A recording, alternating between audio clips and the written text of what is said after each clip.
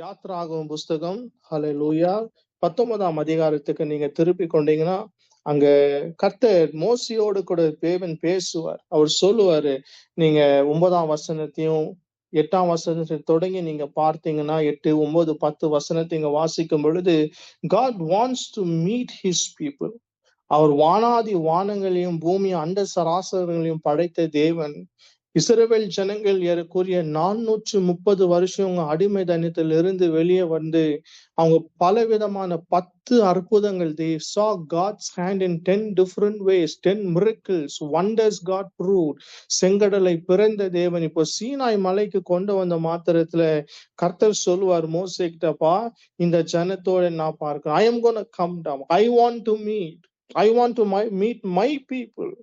So நீங்க 9ஆம் வசனத்தை வாசிச்சீங்கன்னா அவர் சொல்லுவார், then the Lord said to Moses, I will come to you in a thick cloud, Moses, so that people themselves can hear me when I speak with you, then they will always trust you. Hallelujah.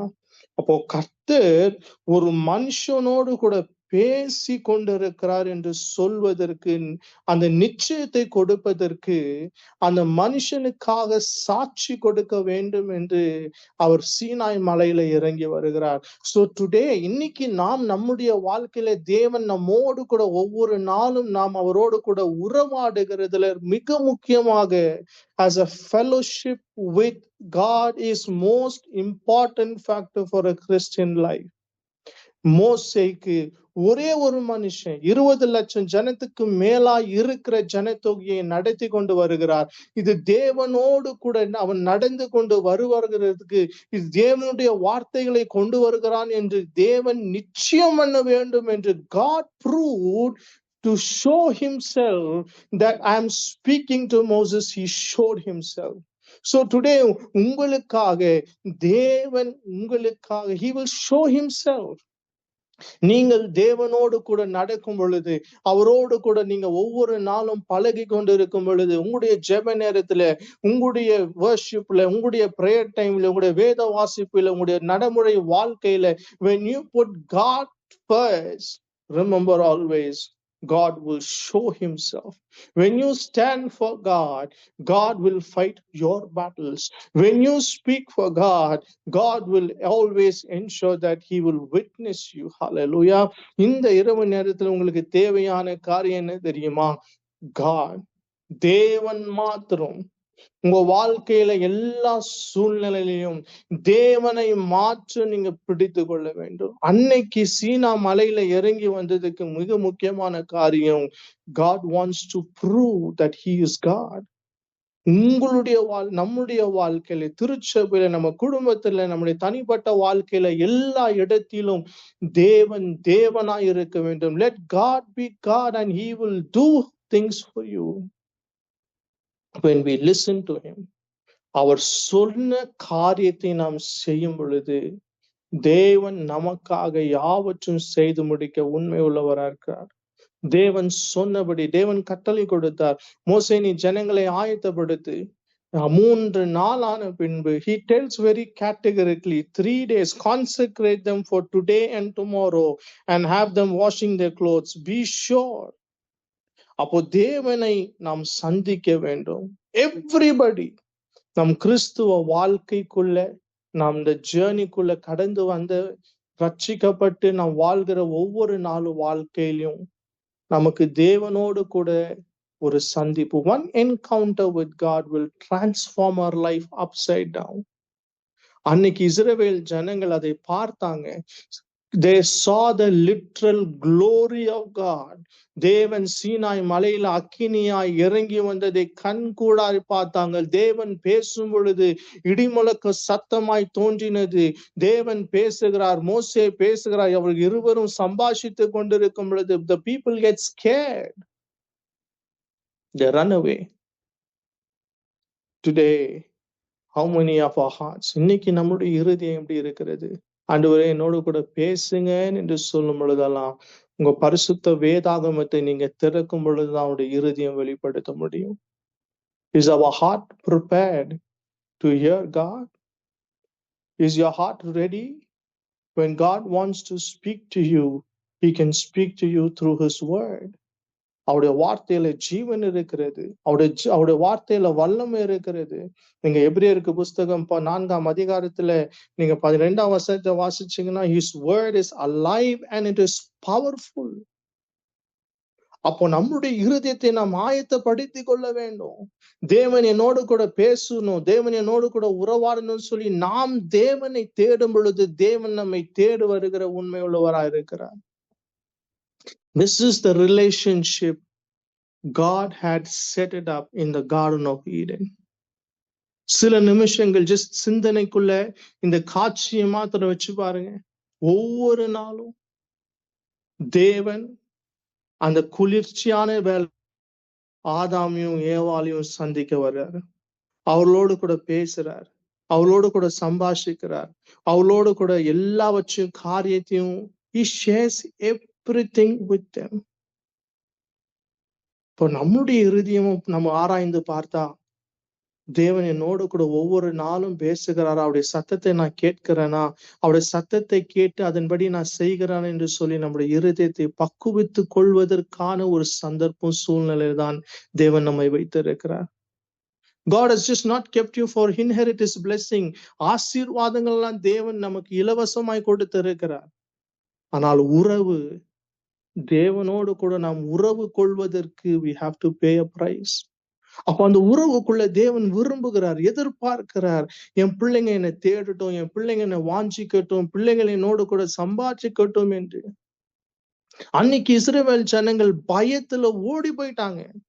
நீங்க யாத்திராகமம் 19ஆம் அதிகாரத்தை நீங்க வாசிச்சீங்கன்னா அவர் சொல்லுவார், கீழே வந்த மாத்திரத்துல ஜனங்கள் சொல்லுவாங்க, அப்பா மோசே தயவு செய்து தேவன் எங்களோடு கூட பேச வேணாம். 20ஆம் அதிகாரத்துல நீங்க வாசிச்சீங்கன்னா 18ஆம் வசனம் 19ஆம் வசனம் சொல்லும், when the people heard the thunder and the loud blast of the Ron's hammer, and when they saw the flashes of lightning and the smoke boiling from the mountain, they stood at the distance trembling with fear. And they said to Moses, you speak to us, we will listen, but don't let God speak directly to us or we will die. God wants his people to hear him. இன்னைக்கு நமக்கு கிருபையாக பரிசுத்த ஆவியானவரை கொடுத்திருக்கிறார். அவருடைய ஜீவ வசனமா இருக்கிறது நம்முடைய கைகளை. அவருடைய வசனத்தின் மூலியமாய் தேவன் ஒவ்வொரு நாளும் நம்மோடு கூட பேச முடியும். எவ்ரி வேர்ட், நீங்க வேத புஸ்தகத்தை வாசிக்கும் பொழுது ஒவ்வொரு முறை நீங்க எந்த ஒரு வார்த்தையை எடுத்தாலும் நல்லா தெரிஞ்சுக்கங்க, அது தேவனுடைய வார்த்தையா இருக்கிறது, அதுல தேவன் இருக்கிறார். Believe that 100% that God is there in his word. அந்த வார்த்தையை கேட்ட மாத்திரத்துல, படிச்ச மாத்திரத்துல உங்களுக்குள்ள உண்மையாகவே ஒரு கன்விக்ஷன் உண்டாகும். பரிசுத்த ஆவியானவர் அந்த வசனத்தை கொண்டு வெளிப்படுத்தி கொடுப்பார். அப்போ இன்னைக்கு திருச்சபை நம்முடைய இருதயத்தை ஆயத்தமாக்கி கொண்டிருக்கிற இந்த காலகட்டத்துல நாம் ஆயத்தப்படுத்திக் கொள்வது நம்முடைய வேலை, ஆயத்தமாக்குறது அவருடைய வேலை. He does it. When you prepare our heart, prepare your heart, God is ready to speak. He is ready, he is available. அவர் தேடி கொண்டிருக்கிறார். பூமியில மனுஷன் யாராச்சும் கெடுப்பானா, என் இருதயத்தில் இருக்கிற காரியத்தை நான் வெளிப்படுத்தி கொடுக்க வேண்டும் என்று அவர் தேடும் பொழுது அந்த பட்டியலில் நீங்களும் நானும் இருக்க வேண்டும். When you read the life of prophet Isaiah, God says, அவர் சொல்லுவார் 6ஆம் அதிகாரத்துல 1ஆம் வசனத்தை தொடங்கி நீ சில 10ஆம் வசனம் வரைக்கும் நீங்க வாசிச்சீங்கன்னா ஏசாயாவுக்கு ஒரு என்கவுண்டர் உண்டாகிறது. அவன் தேவ தூதன், he sees the throne of God. அவன் கிருபாசனத்தை பார்க்கிறான், தேவ தூதர்கள் ஆராதிக்கிறத பார்க்கிறான். அவன் சொல்றான், ஆண்டவரே இதோ நான் அதமானேன் என்று சொல்லுவான். நான் அசுத்த உடவுள்ள மனுஷனா இருக்கிறேன். ஒரு சுத்திகரிப்பு உண்டானது மாத்திரத்துல தேவனுடைய சத்தத்தை கேட்கிற ஒரு பாத்திரமாய் மாறினான். God can speak to those whom he seeks. நாம் அவரை தேட தேட தேட அவர் ஒவ்வொரு நாளும் நம்மோடு கூட இடைப்படுகிறவராயிருக்கிறார். அப்புறம் பிறகு நம்முடைய வாழ்க்கை தலைகீழாய் மாறும். Every time that we have an encounter with God, our life will never be the same. Our life will never be the same. It will always be changing because God is in control of your life. அவருடைய வாழ்க்கைய, அவர் கொடுத்திருக்கிற இந்த வாழ்க்கையை நாம் அவருக்காக வாழ்வதற்கு தான் தேவன் வைத்திருக்கிறார். ஒரு நாளும் ஆஸ்கார் உங்க ஜெபத்துல நீங்க கேளுங்க, ஆண்டவரே, அன்னைக்கு சவுல் ஜெபித்தது போல அவன் தமஸ்கு வழியில கர்த்தராகிய இயேசுவை கண்ட மாத்திரத்துல he prays, ஆண்டவரே, நான் என்ன செய்ய சித்தமாயிருக்கிறீர்? What do you want me to do, Lord? தேவன் பேசினார். தேவன் சொன்னார், நீ போ, உனக்கு சொல்லப்படும். நீ நகரத்துக்குள்ள போ. What do you have to do? Go inside, I'll tell you. அப்போ இந்த வாழ்க்கை நாம் நம்முடைய இருதயத்தை பக்குவெடுத்து கொண்டு ஒவ்வொரு நாளும் அவருக்காக வாழ்கிற வாழ்க்கை தான் தேவன் விரும்புகிறார். நம்முடைய வாழ்க்கை முழுவதும் let Jesus be the center of everything. ஒவ்வொரு நாளும் அவருடைய சத்தத்தை கேட்டு நாம் வாழ்கிற வாழ்க்கைக்குள்ள நாம் பழகிக்கு கொள்ளணும். ஆண்டவராகிய இயேசு இந்த பூமியில இருக்கும் பொழுது யோவான் சுவிசேஷம் 10ஆம் அதிகாரத்துல சொல்வார், என் நாடுகள் என் சத்தத்தை கேட்கிறது என்று. அப்போ when we follow Jesus, we would be able to hear his audible voice. நமக்குள்ள அவருடைய சத்தம் தொனித்து கொண்டு இருக்கும். எந்த சத்தங்க? அவருடைய ஜீவனுள்ள வசனத்தினுடைய சத்தம் தொனிக்கும். அவர் தான் சொல்லுவார், போக வேண்டிய வழி இதுதான் என்று அவர் தான் சொல்லுவார். நாம் ஒவ்வொரு நாளும் சங்கீதம் 119 சங்கீதம் 105 வசனத்தின்படி அவருடைய வசனம் நமக்கு போதிக்கும். அது நமக்கு டைரக்ஷன்ஸ் கொடுக்கும். அது நமக்கு ஆலோசனை கொடுக்கும். So let not become hardened in our heart. நம்ம இருதயத்தை நாம் கடினப்படுத்திக் கொள்ள வேண்டாம். தேவன் பேசும் பொழுது எஸ் லார்ட், நீங்க பேசுங்க, நான் கேட்கிறேன் என்று சொல்ல நாம் ஒவ்வொரு நாளும் பகலளிக்கு கொண்டு பொழுது தேவன் அதை நம்மை he'll make it so easy for us. இந்த உலகத்தில் இருக்கிற கவலைகள், பாரங்கள், இருக்கிற எல்லாவற்றையும் ஒதுக்கி வைத்து சில நிமிஷங்கள் மாத்திரம் கர்த்தரோடு கூட அந்த நடக்கிற அனுபவத்துக்குள்ள கடந்து வந்துருங்க. Every man and every woman of God, நமக்கு இந்த பூமியில நாம் வாழ்ந்து கொண்டிருக்கிற ஒவ்வொரு கிருபையின் நாட்களும் இந்த நாட்களில பிரயோஜனப்படுத்திக் கொள்வதற்கு ஒரே ஒரு வழி, seeking God. Today, if God has spoken to you very clearly, உங்களுடைய இருதயத்தை நீங்க பழகிக் கொள்ளுங்க. உங்க இருதயத்திலே தேடுங்க. Because God doesn't see the outward appearance. நீங்க 1 சாமுவேல் 16ஆம் அதிகாரத்துல நீங்க வாசிக்கும் பொழுது the Bible very categorically says, சாமுவேலை பார்த்து சொல்றார், சாமுவேலே, நீ மனுஷனை பார்க்கிற விதமாய் நான் பார்ப்பது கிடையாது, மனுஷன் முகத்தை பார்க்கிறான், நான் இருதயத்தை பார்க்கிற தேவன் என்று சொல்லுவார். So God doesn't see how you look outside. He sees the inside. நீ அவரை எப்படி தேடுற, அவரை எப்படி வாஞ்சிக்கிற, அவர் எப்படி நீ நாடுற என்று சொல்லி he sees the inside and he is a rewarder of those who seek him diligently. அப்போ அன்னைக்கு கர்த்தர் ஒரு மனுஷனுக்காக இறங்கி வந்து சாட்சி கொடுக்கும்படிக்காக he showed himself.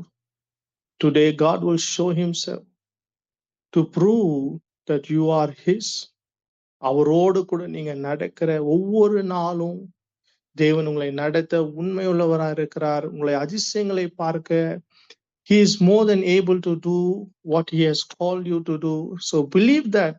தைரியமா இருங்க, நம்பிக்கையோடு இருங்க, திடமனதா இருங்க. உங்களை அழைத்த தேவன் உண்மை உள்ளவர். உங்களை கொண்டு போய் சேர்க்கிற இடத்துல சேர்க்கிற வரைக்கும் உங்களை கைவிட மாட்டார். The only thing that he asks from you is seek him with all your heart. உங்கள் தேவனாகிய கர்த்தரை நீங்க முழு இருதயத்தோடு நீங்க தேடுவீர்களானால் தேடுகளை அவளை கண்டுபிடித்துக் கொள்வீர்கள். You will be able to find him. Hallelujah. இந்த இரவு நேரத்துல prepare your heart. to meet your God. Always listen to him and he will be able to lead you move forward.